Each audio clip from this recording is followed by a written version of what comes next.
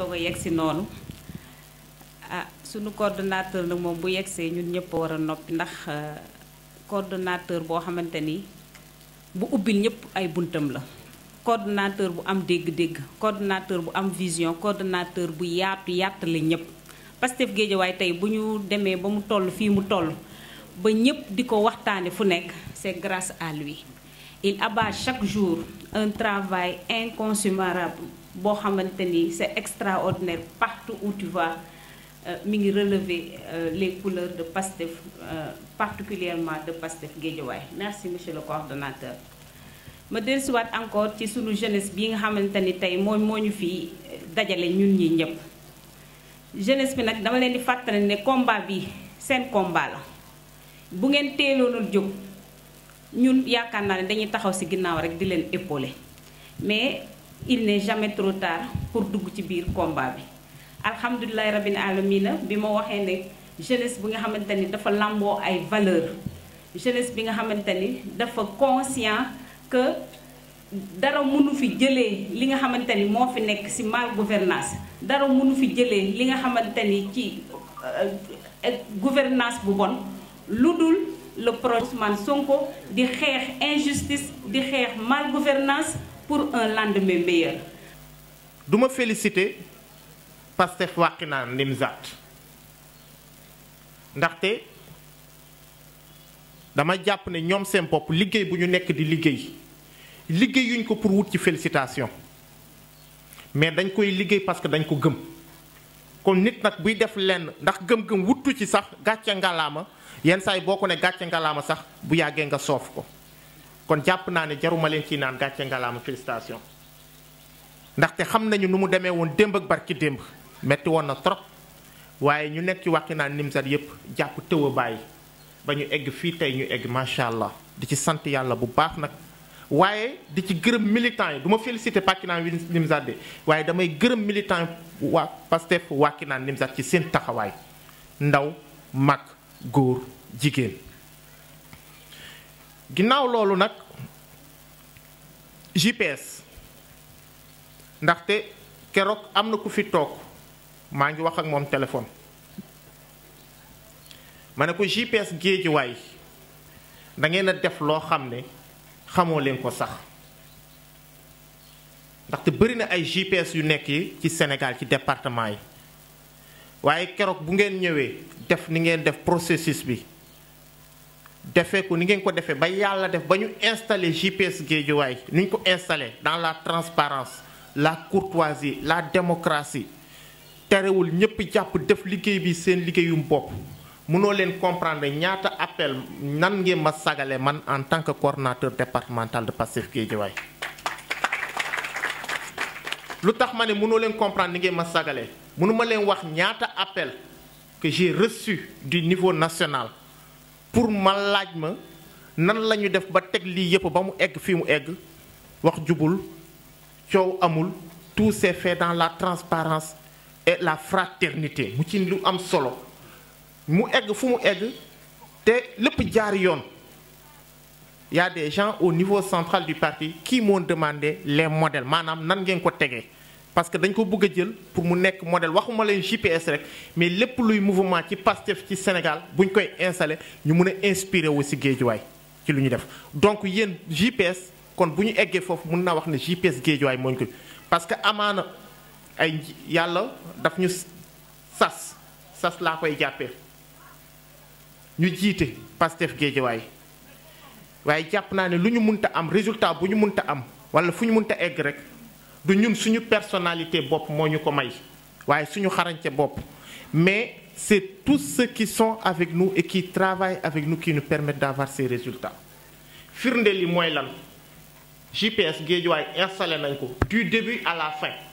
amul benn réunion bu ma ci fekkee du début à la fin amul benn réunion sont les coordonnateurs communaux avec le comité de pilotage bu ñu tegoon ak jeunes yu nekk ci communes yi ñoom ñoo piloté lépp te man dama ragal ne sax su ma fa nekkoon amaana am lu ma ci yàq waaye ñoom ñu nekk ko defee ko nu mu ko defee ba mu lii kon bu ñu résultat bu ma munta am damay naan c'est l'équipe qui est derrière et cette équipe du ma ne malheureusement mais heureusement pour nous elle est majoritairement composée de jeunes. Qui dit avenir dit jeunesse. Kuy xalaat suba xalaat jeunesse. waaye jeunes yooyu nag pour ñu mun a gis ci yoon bi egg fu ñu war a egg teg seen tànk fu ñu ko war a teg nañu ñaan yàlla saa su ne ànd ak ay mag yu baax di leen xelal lu baax di leen teg ci yoon ju baax ndaxte mag même bu àndul ak yow boo sàgganee rek mun na la teg ci yoon boo xam ne nekkul yoon bu jub ñun nag yàlla may ñu wërsëgal ñu ci Pastef Guédiawaye ñu ànd ceeg mag yoo xam ne saa su ne yow booy ànd ak ñoom sax yow gàcc da ngay rus ndaxte lu ñuy def te def ko te yàlla rek a tax Pastef rek a tax yow booy ànd ak ñoom da ngay rus te mag ñooyu su ma ci am na si ñoo xam ne ñame naa leen dama leen di du ma leen woowee seen tur sax ay jimboori laa leen di woowee dañu xàmmee seen bopp ñu ngi si jootaay bi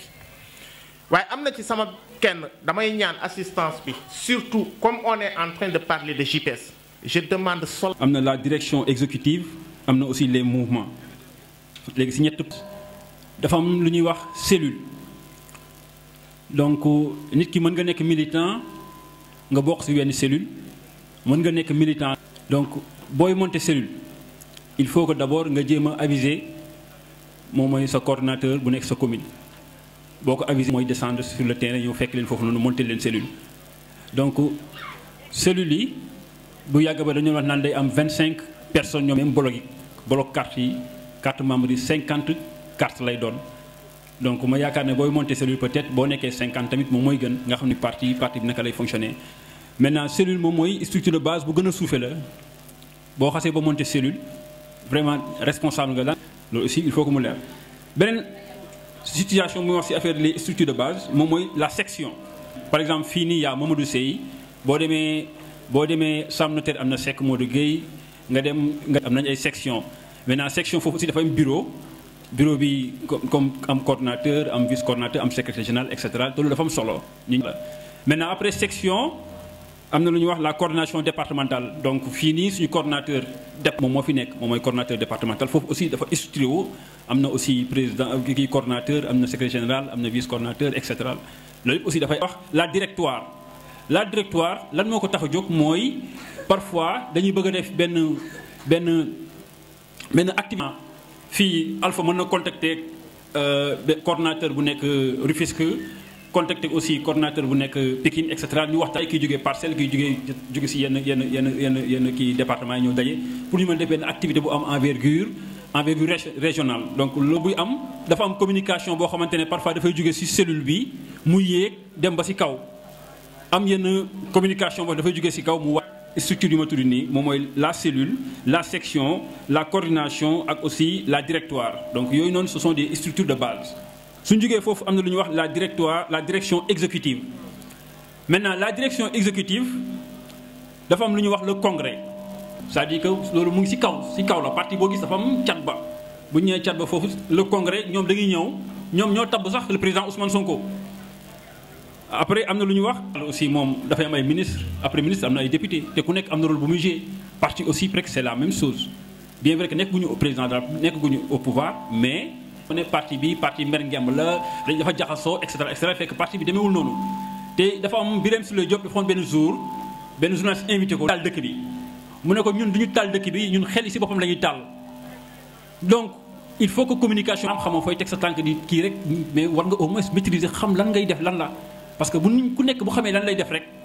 lu ñu bëgg a gagner day yomb si ñun du parti parce que nit ki tamit boo nekk si benn parti ñëw ma nekk si suuf parti bi chaque fois ma génn di attaquer ñu nekk si kaw xaw ma dara lu ñu liggéey ma leen di attaquer loolu aussi c'est anormal. ni ko waxee si le comité de pilote le comité stratégique ñoom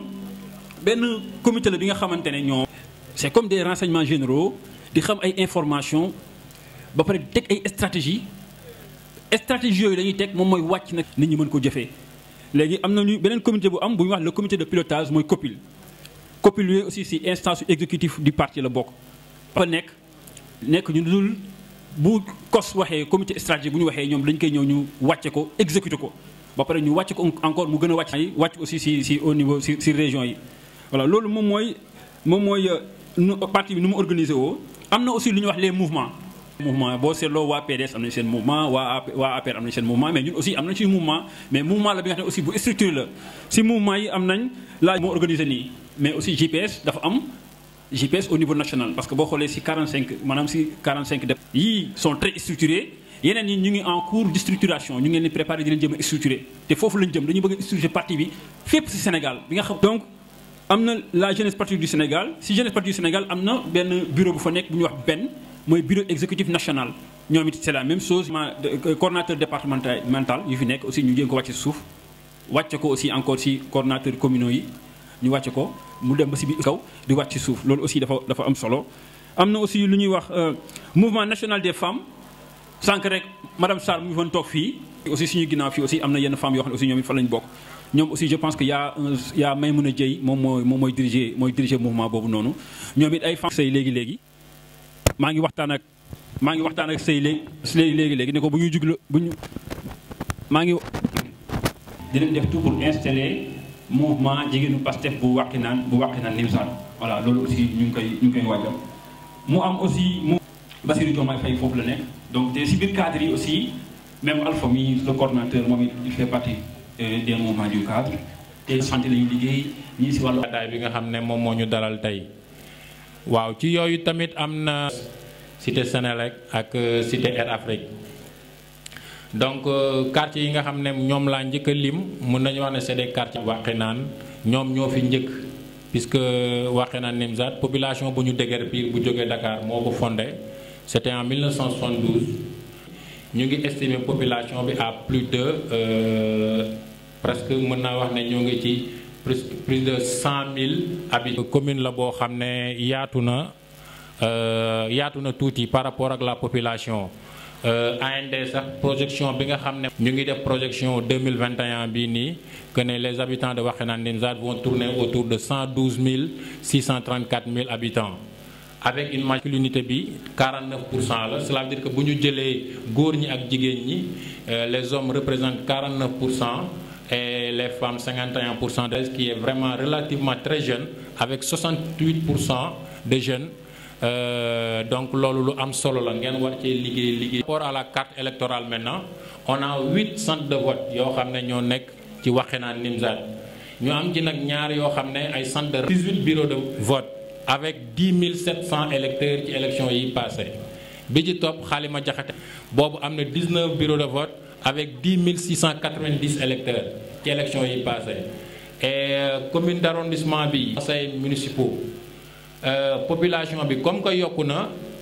éventuellement élection yi di ñëw liste boobu dafay yokku 76 conseils municipaux ci élection locale yi nga xam ne dinañ ci dem incha allahu rabbi et di fàttali rek ne il faut nga am appareil électoral bu dëgër pour mën a prétendre à gagner les mairies. Jeune moo koy téye jeune moo koy doxal ñooy nekk ci bureau de vote yi ñooy nekk mandataires yi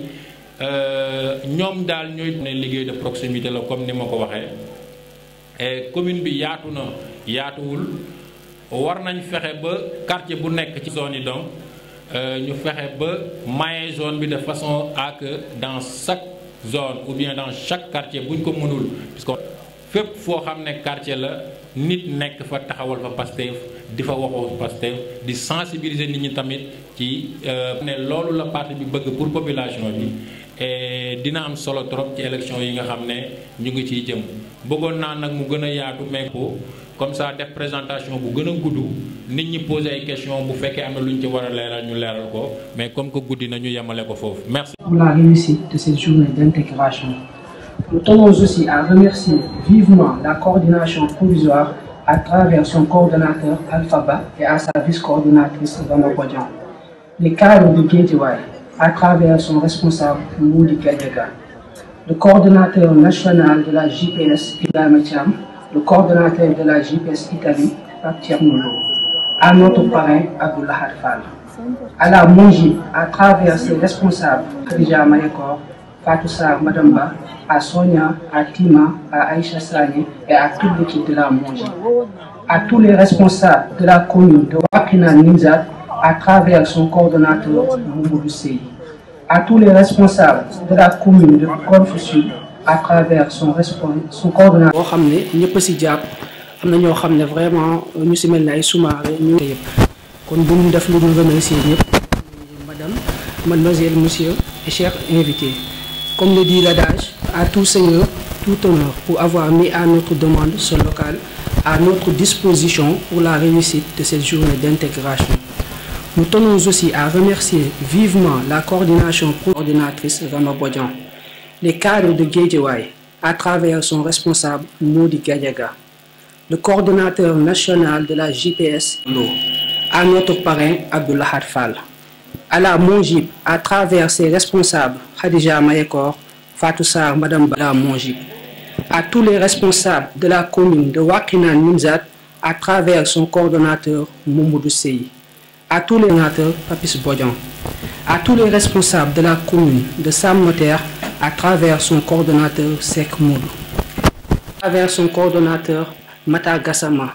à tous les responsables de la commune de Diarème Limamoulaye à travers son coordonnateur Ahmadou Guédiawaye, à travers son coordonnateur, mon ami, mon frère Bakary Sakho, et à toute l'équipe de la JPS départementale de Guédiawaye qui nous ont assistés, à tous les jeunes de la JPS de Wakhinane Nimzatt qui ont passé plus de 2 semaines à travailler et à se donner à fond pour la réussite et son équipe, le responsable chargé de la finance Awa Diaye, le secrétaire général adjoint Cheikh Diop, les responsables chargés de l'organisation Évolution féminine Ndeye Kambay, Oumou Khayri et à toutes leurs équipes.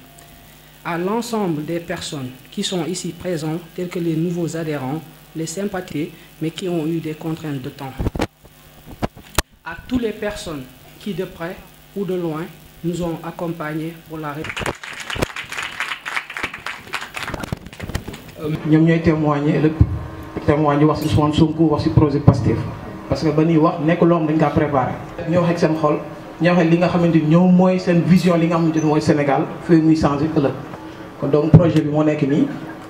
projet Pastef la projet JPS Wakhinane la.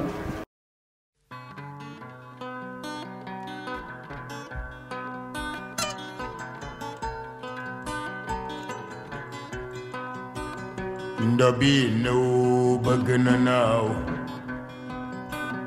Ndobi no bagana now. Ndobi no bagana now. Me munuko ndax la fi la ñu gëna. Ndobi no bagana now. Me munuko ndax la fi la ñu gëna. Je m'appelle Anissé Mendy. J'habite à Guédiawaye, Darou Rahman. Je suis entrepreneur, cadre bénévole sur le ministère de l'Éducation nationale comme moniteur de collectivité éducative. Je suis membre du Pastef, cellule Wakhinane Nimzatt, Darou Rahman. Je m'appelle Maya Diouf. J'habite à Guédiawaye, plus précisément à Diarème Limamoulaye. Je suis étudiante en Master 2 en banque finance assurance, membre du BSI Pastef. Je suis Amadou Ba, je suis Rone. Je suis dëkkee Baylaay, Wakhinane Nimzatt. Je suis Ibrahima Sène, dëkk Guédiawaye, Wakhinane Nimzatt, commune Wakhinane Nimzatt, nekk tamit membre Pastef. Salaamaaleykum, je suis Aram Diop, je suis dëkk Guédiawaye, Wakhinane Nimzatt, plus précisément Baylaay. Président Sonko, il est parfaitement tout ce que je peux voir comme étant le véritable Sénégalais. Parce qu'il montre les caractères d'un véritable Sénégalais qu'on connaît comme étant correct. Premièrement, quelqu'un de très instruit. Le président Ousmane Sonko, pour moi, c'est l'homme de la différence. Parce que si vous regardez le parcours de Pimdiar, avec le poste qu'il a occupé, ba mu nekkee employé domaine ak yooyu yëpp te ba léegi kenn mënu ko toppee dara mu nekk nit koo xamante ne tamit boo xoolee nit ku am gëm-gëm la nit ku sain la nit koo xamante ne bëgg na réew. mooy avenir li nga xamante dañ ko yàgg bëgg ci Sénégal président boo xam ne day doxal réew di ko teg ci yoon parce que tamit man samay bàjjan ay politiciens lañ mais comme ni ma koy gisee loolu dawul sama xel parce que tey ku bëgg ay jeunes da nga leen di fay pour ñu ñëw feesal say oto wala ñu ñëw toog feesal la say siège alors que loolu du yoon mais je pense que ni ak moom loolu yëpp du ci am parce que il est franc et direct comme ni ma ko gisee ci télé bi. En fait li ñu xalaat ci moom tamit bëri na tey tamit li ñu dugal ci parti bi tamit du lenn lu gis koo bokkal bëgg-bëgg ndaxte doonte ay ndaw lañ am na tamit lii ñu gis tey ci Sonko yàggoon nañ ko bëgg te mënuñu ko am kon nag bu ñu amee chance bu toll nii am ku mel ni Ousmane Sonko moo tax ñu profité ci occasion boobu noonu pour ñoo adhéré ci Pastef loolu moom moo ci gën. président Ousmane Sonko moom li ma xalaat si moom dara lu rafet parce que war nañu loo xam ne dal na suñu xel surtout ñun jeunes yi étant donné que développement réew jeunesse moo ko yor te suñu dëkk bi dañoo soxla mu avancé soxla mu changé vraiment xaat bu rafet rek laa gis si moom quoi. Président Ousmane Sonko li ma xalaat si moom en fait je l'ai toujours suivi et puis ay idéaux bi en fait man ak moom dañoo bokk idéologie n'est-ce pas yàgg naa ko suivre bien avant que cet événement se produise affaire li mu jeexee ak bien avant affaire 94 milliards yi doon naa koy yàgg suivre quoi mais bon je me disais que kii il est pertinent. Ousmane Sonko parce que dama déglu ay waxam xool parcours xool aussi maanaam nit ki en tant que tel ak li muy wax na mu amee njëriñ ak nit si dëgg la wax waaw en tant que tel dëgg Ousmane la personne Ousmane Sonko projet bi bon liiruma livre bi yëpp mais am naa ci loo xam ne gis naa ko ci ak doxalin bi nga xamante ne patriote ci boobu moom la ñuy doxal sama frère patriote yi parce que désormais xam naa frère lañuy nekk quoi waaw loolu moo nekk li nga xamante ne moo gën a motivé pour moo adhéré Ousmane Sonko bon mën naa wax ni bon li ma dugal ci moom foog naa récemment la parce que comme ni ngeen ko waxee sànq man dama nekkoon ndaw doon topp yenn parti j'étais apériste donc yombuloon pour ma transiger un instant donc ba ma demee ba gis idéologie Ousmane Sonko ma xam ni kii kat wax dëgg yàlla système bu mu teg man système bi laay topp par la personne donc projet bu mu teg ma gëm ni man aussi war naa mën a bokk si ñu koy doxal donc pourquoi pas man ma andi sama touche personnelle pour mën a accompagner les jeunes aussi ñi nga xam ni sama cellule bi mu nekk nii ñu buux ko pour moom mu jiite ñu comme moo nekk ci kanam lu koy fekki si ëllëg xamuñu ko mais ñu am ki nga xam ni mooy doxal projet bi aussi donc moom foog naa ni tête bi la rek donc ñi ci kanam ñoo ko war a dooleel te ñun ñii les jeunes la te ñun la soxla moom aussi pour projet bi mën a aboutir. Je vois en lui une personne qui on peut confier le pays. Donc c'est pour ça que j'ai assez confiance en sa personne pour intégrer son parti. Ousmane Sonko ni ma mel ci moom nii mosuma koo mel ci benn nit vraiment xëy na li ma gis moom dal na sama xel te yàlla moo def loolu.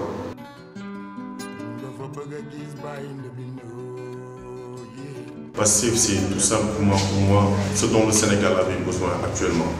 Parce qu'on a eu longtemps des dirigeants, bon, je dirais pas vieux, mais au vrai sens du terme, mais vieux dans les pensées. Donc nous avons eu besoin dans ce pays de 109 et c'est ce que M. Ousmane Sonko a apporté et qui m'a poussé à adhérer dans le parti. L'idéologie bi nga xamante ne moom la président bi ak projet bi doxee ñoom noonu la ñuy doxee mooy lépp ñoo ko bokk lépp ñoo ànd di ko doxalee ci benn loxo xam nga lépp nag ci njub ak intégrité ak maanaam dëgg te loolu moom importance man loolu rek moom moo ma bàyyi fu mu mënti nekk mooy intégrité njub ak dëgg ci loolu rek loolu ñu doxal ci lépp lu moi man li ma siy wax mooy maanaam nañ gën a travailler sur le terrain dañ fexee am ressources humaines parce que boo xoolee lépp lu koy doxal maanaam bu ñu amee mbooloo bi nga xamante ni mbooloo bu takku la lépp lu ñu bëgg dinañ ko mën a am maanaam ñu gën a wàcc sur le terrain gën a ñaax ndaw yi ñu gën a ñëw parce que ndaw yi ñoo yor développement réew bu ndaw yi ñëwee rek bu ñu fekk see rek doole bi day gën a bëri suñ papa yeeg suñu yaay aussi ñu gën leen ñaax gën a waxtaan ak ñoom ba nga xamante ne idéologie yi taw seen bopp dina mën a changer bu ko defee ñu mën a nekk si beneen ère boo xamante ne après façon naxaate yi xeetu naxaate yi am yëpp dootu fi amati. Sénégal jeunesse moo ko mën a changer Ousmane Sonko moom kese mënu koo changer dañ koy dooleel ñun ñoo ko war a mën a dooleel mag ñi dañuy si ginnaaw puus ñu ñaanal yokku ñu dooleel yokku ñu confiance mais liggéey bi dëgg jeunesse bi la kon yéen jeunesse laa war def leen ni Ousmane Sonko def ni man def ni samay morom.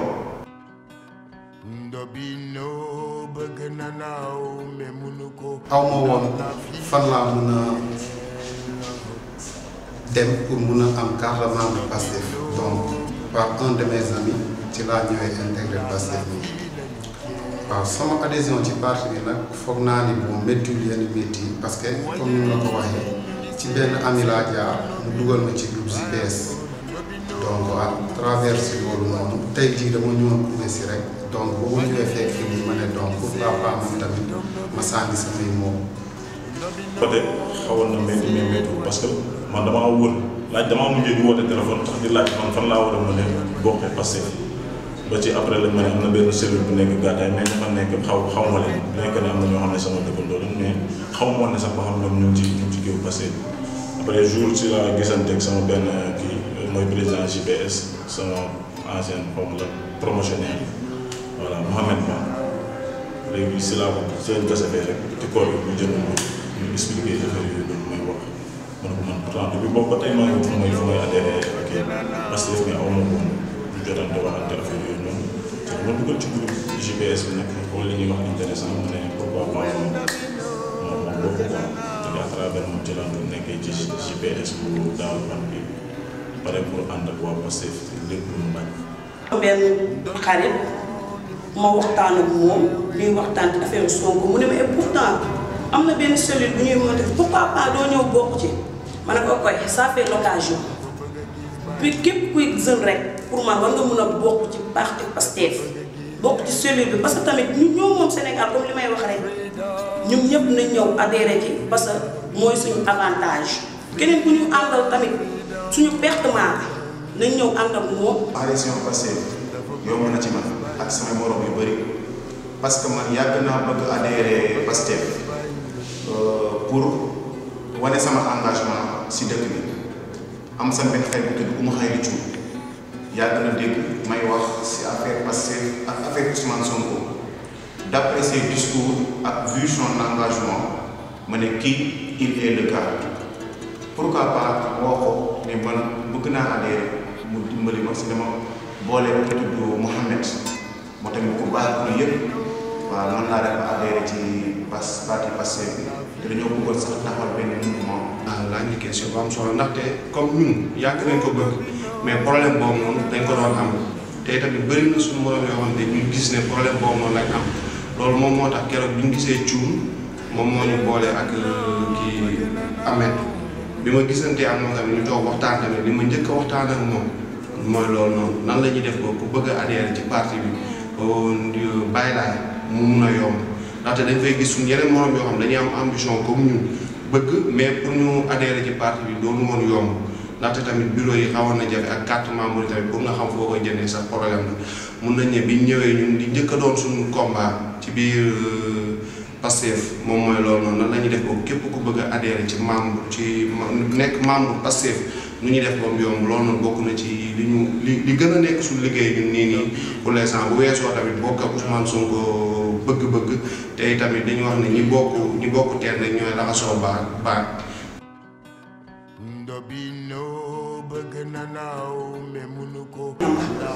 parce que ñun ñëpp ay jeunes lañ te yaakaar naa li ñuy jëmale kanam mooy suñu intérêt Sénégal parce que Sénégal ñun jeunes yi ñoo ko moom tôt ou tard ñun ñoo koy jëli ji te tamit soxla nañ président boo xamante ni jeune la comme ñun boo comme ñun ay ambition yoo xamante ni ñun ñëpp ñoo bokk gis-gis pour un Sénégal meilleur mais tu imagines que ne ñun ñu dëkk ci Sénégal yi sax tubaab bi bu ñëwee ñoom ñoo ñuy gën a yaay alors que loolu du yoon ñun nous sommes des citoyens sénégalais bu vote jotee ñun ñooy jël suñu carte dem sànni ci ko pas les Français kon tamit il est temps ñun ñëpp jeunes yi ñu jéem a xoolaat tamit suñuy carte ki ñu koy jox jéem a xoolaat tamit nan la ñuy doxalee suñu Sénégal parce que ñun ñoo ko moom le Sénégal nous appartient ñun ñoo ko moom nañ seet ni ñu koy doxalee. il faut nit ñi ñu ànd ak seen xel tamit ñu xam liñ bëgg ndax nit bu xamee liñ bëgg rek pour mu egg fi mu jëm du jafe ñu ngi ciy woowaat daal jigéen ñi ak mag ñi ak ndaw ñi ñoom ñëpp ñu xam seen bopp xam ne Sénégal bu doxee ñun la doxal ñi fi nekk nii ñëpp tey jii nii ku ci wàcc waxuma la moom de mais famille sax dootuñu toogati Sénégal ñun ñi nga xam ne nag mënaguñoo génn Sénégal amuñu lu dul Sénégal ñun ñoo war a taxaw ba am Sénégal bi nga xam ne moom mooy Sénégal bi gën te nit chaque jour da ngay sacrifier sa bopp pour suba sa njaboot mais ñun bu fekkente dañu nar a toog rek seetaan système yi fi nekk nii ñu koy bàyyi muy dem depuis ba ñu amee indépendance ba léegi benn système ba léegi dara mënu changé ñu bàyyi loolu muy continuer di continuer ci kon ñun ñi nga xam ne ñoo koy seetaan ñun ci ñi tardé Sénégal ci lañ bokk ñu ngi ciy woowaat nit ñi ñëpp ñu jóg ñu taxaw ñu xam ne Sénégal bu baaxee ñun la baaxal bu melee neneen tamit ñun la melal neneen kon nag ñu leen ci woo ñoom ñëpp ñu xool ñu jóg taxaw ñu xippi seen bët ñu xool. parti bi bu ñu gënee wàcc sur le terrain ñu gën a liggéey si loolu daal gën a woo nit ñi gën a ñaax nit ñi ñu ñëw fekk suñu ñu liggéey parce que mbooloo mooy doole loolu bu ñu ko defoon dina doon loo xamante ne mooy li gën te am naa si yaakaar. may lancé seen mooy Sénégal jeunesse moo ko mën a changé Ousmane Sonko moom kese mënu koo changé dañ koy dooleel nit ñoo ko war a mën a dooleel mag ñi dañ si ginnaaw puus ñu ñaanal yokku ñu dooleel yokku ñu confiance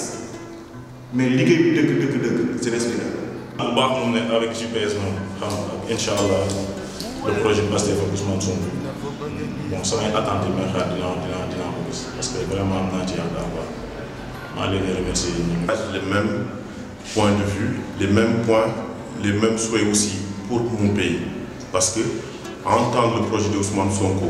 étant jeune Sénégalais, ambitieux, quelqu'un qui veut servir son pays, je ne peux que suivre passif. li ñu bëgg ànd ak nit ci solidarité ak gëm-gëm bu ko defee doo sonn parce que lu ci mën di am tamit conséquence bu ci mën di am di nga ko assumer parce que yow yaa demoon de ta propre gré kenn forcé wu la kenn neexalu la loolu laa am ci li ma leen di wax ñu bàyyi neexal yi leen di neexal ñuy jug di leen topp amul sens nañ jéem a seet loo xam ne ñun ñoo ko bâtiral suñu bopp ñoo ko moomal suñu bopp ñoo ko xool ba mu doy ñu dugg ci loolu laa am ci li ma leen di wax. merci.